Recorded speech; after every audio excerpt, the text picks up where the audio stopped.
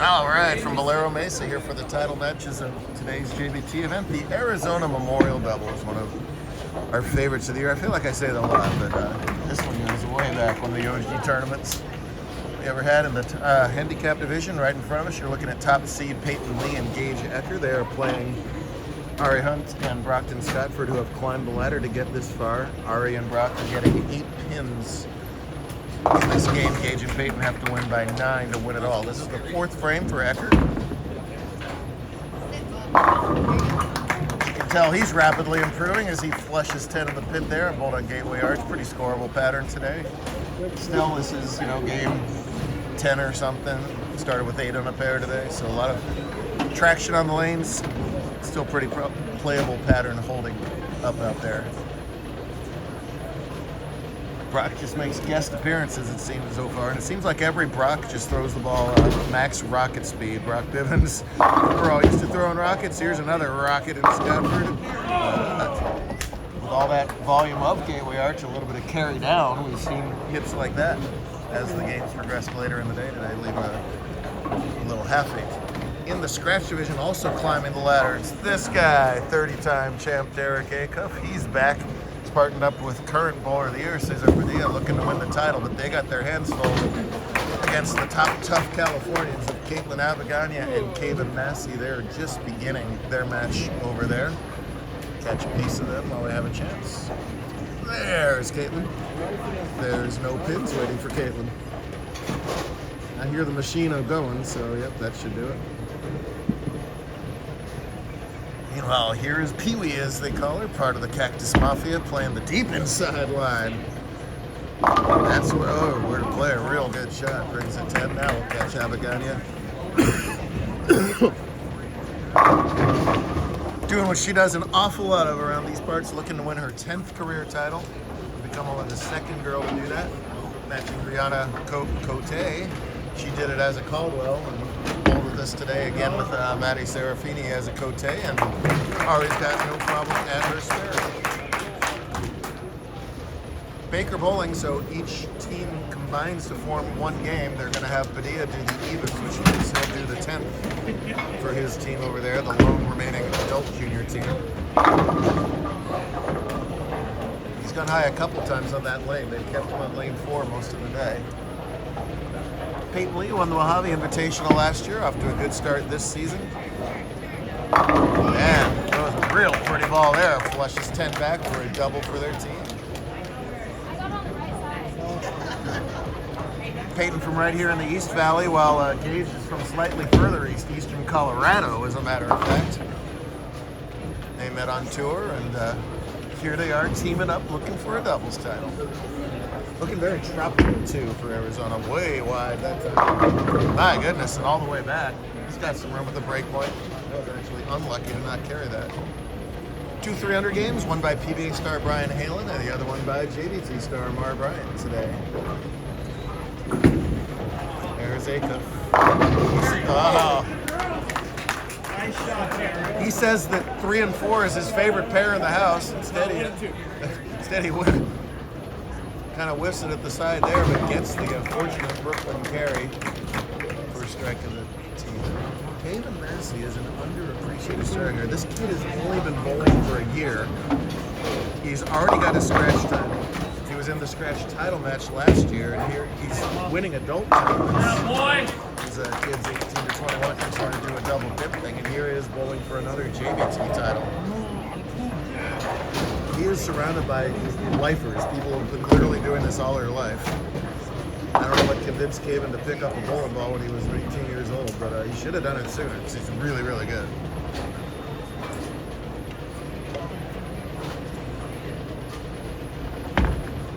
Very well coached, of course, by against the lucky Brooklyn. Atta girl, Pee-wee! The Mafia starting to fire up. Don Mateo leading the charge as usual back here. All day, all day. Caitlin, just all the lines, look at that beautiful follow through. Just can't do it much better than that.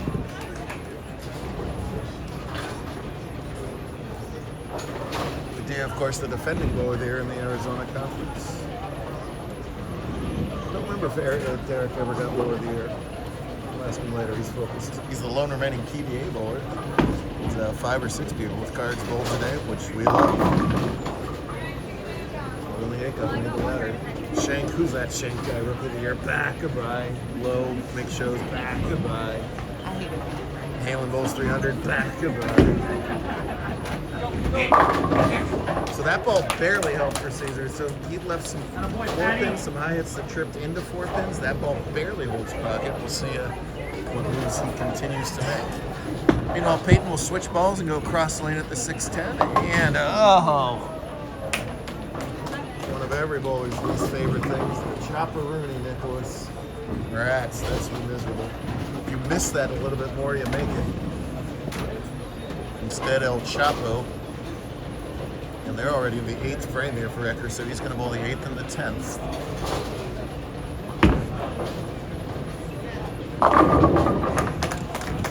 Pretty shot there. He should know exactly where to throw it if his team will still have a chance in the 10th. They are giving 8 pins and tied on the scoreboard. That's Akof's ball coming into camera on 3. Son, get in, son. Let's go! Let's go!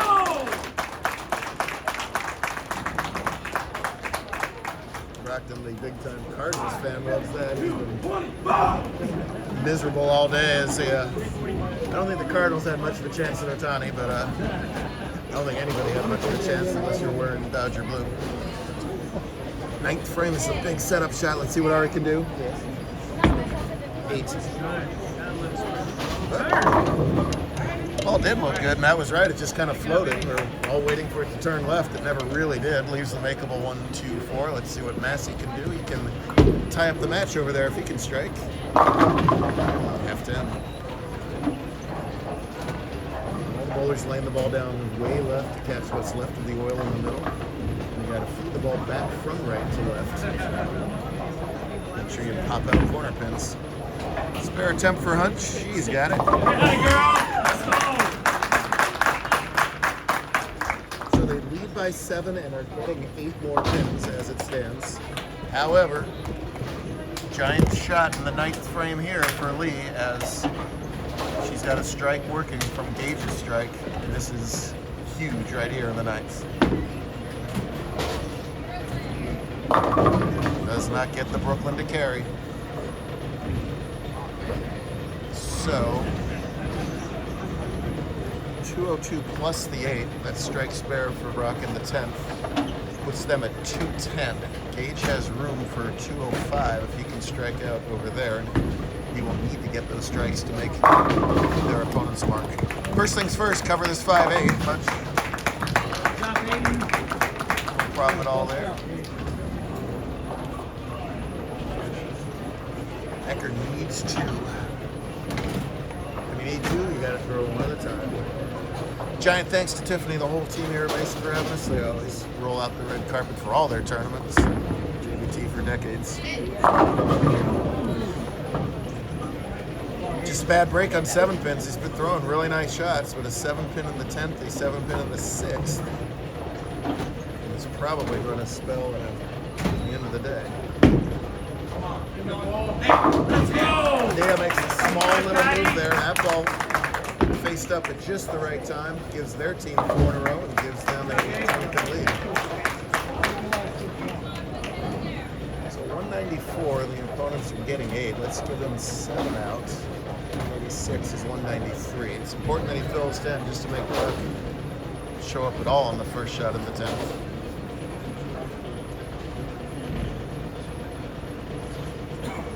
Look good, but fill the 10, you just never know.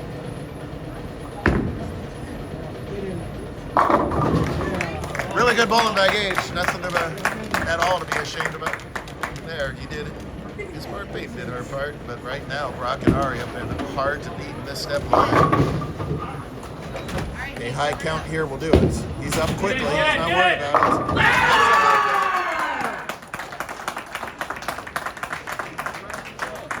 That is a happy Brock. That is a happy Pee-wee. Oh, let's go. Back to retirement. Back to retirement. Back to retirement.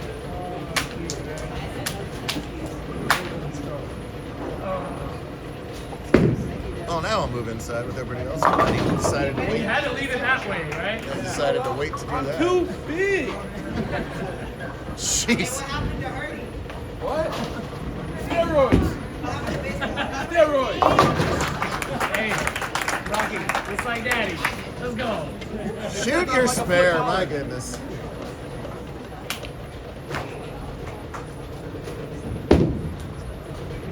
Two well-bowl games, only one chop between the two of them. Only one open between the two of them was Nathan's chop in the 7th, so that was Now sing. not good. I hear hugs behind me. Everybody bowled really well, but Ari and Brock climbed the ladder to take that title. Gosh darn it. This thing wants to fall. I know. Constantly. Well, you're still the two most tropical bowlers in the building. Give you two that much. Very nice.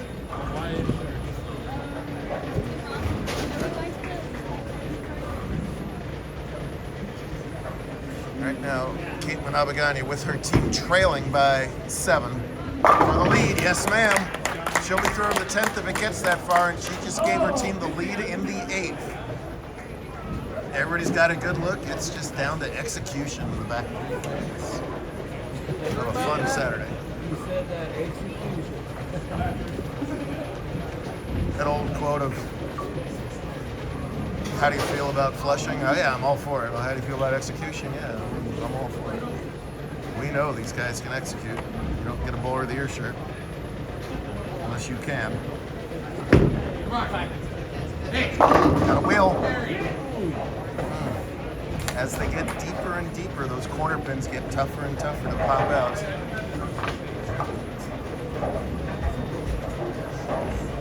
With the spare, they will trail by 4 pins. Their opponents working that 3-bagger.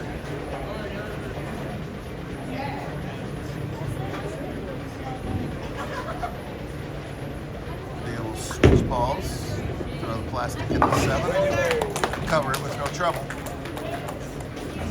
Back here for 5-man, 5-person, 5-human Baker action tomorrow.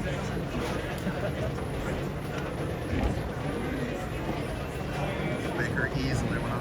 Yeah, I said it again, one of our favorite tournaments of the year. Our favorite tournament of the year is wherever we're headed that weekend. There you go. This is A-Cup's last order of duty on the weekend, on the day at least here, barring a tie.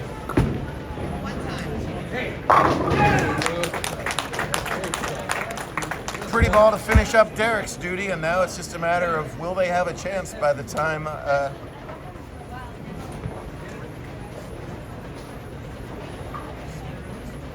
Padilla gets back up again. Kevin and Caitlin can say, no, you will not have time if they can put up X's here.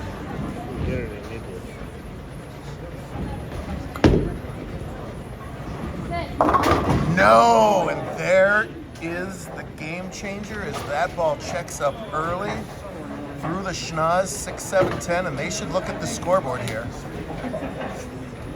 Count is a factor here. There's all kinds of things that come into play here.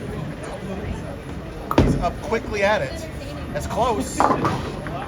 Gets the 2 only.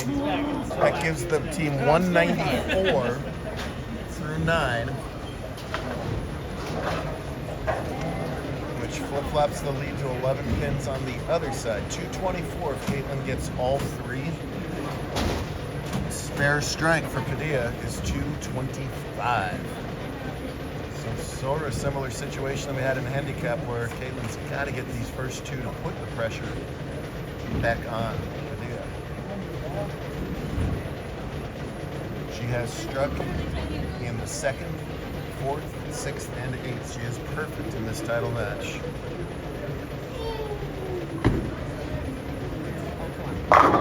She remains perfect. 5 in a row. Just unflappable. Some college is going to get very lucky, and I'm going to get very annoyed because I don't want to see her stop bowling these things. It's fun to watch. Once or twice a year at main event is not enough Abagania for me. We're already minus a Josh. That sucks. We got John for about 15 more years, though, so we're good.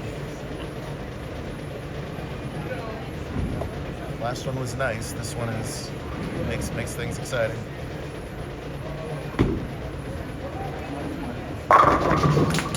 But when her team needs it, she just goes up there and just dead pures it. That's 6 in a row for herself personally. She needs every bit of that, and the 7th one would be awfully nice too. His count comes into play in this scenario, 224 with a fill. Caitlin's, how she does this with doubles is she beats somebody the week before for doubles, and then she teams up with them the next week in doubles. Lou, this is 3 teams in a row she's done that. Worked well for Elias last weekend. Kevin the runner-up last weekend trying to do it here. Every pin counts.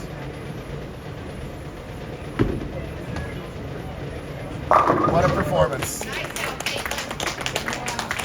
4, 6, 8, 10, 11, 12, 7 strikes. And it still won't be enough. Perfection won't be enough. Call her Florida State. That was the best line I've had in a long time, everybody. It still won't be enough if Cesar can do 9 spare strike or better. You gotta like that line. I know you heard me. I'm gonna say that on the mic, if that matters. We could all change on this shot. Here we go. It's left. He has been flirting with that high flush hit most of the last game and a half. I thought that might go even higher than that. Then I had thought it was going to carry. Neither one happened. Leaves a solid 9 and comes down to spare strike for the win. If they tie, we go to 1-shot roll-offs, just like a normal thing. They'll get to choose bowler order, bowling lane, and all that.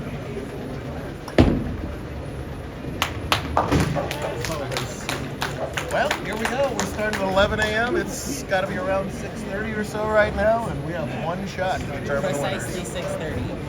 Oh, wow, really? All right, clock up there, buddy.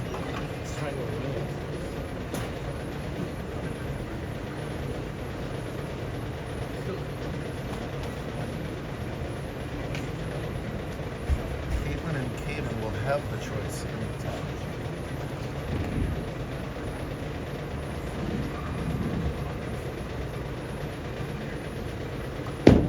Get in, Patty!